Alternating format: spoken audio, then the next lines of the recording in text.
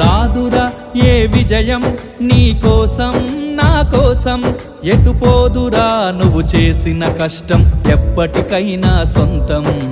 కాలంతో పయనించేవాడికి కానిది ఏముంది, సాధనతోనే సాధ్యమవ్వునని సదాశయంతో సాగర ముందుకు. రాదురా ఏ విజయం నీ కోసం నా కోసం, ఎటుపోదురా నువ్వు చేసిన కష్టం ఎప్పటికైనా సొంతం.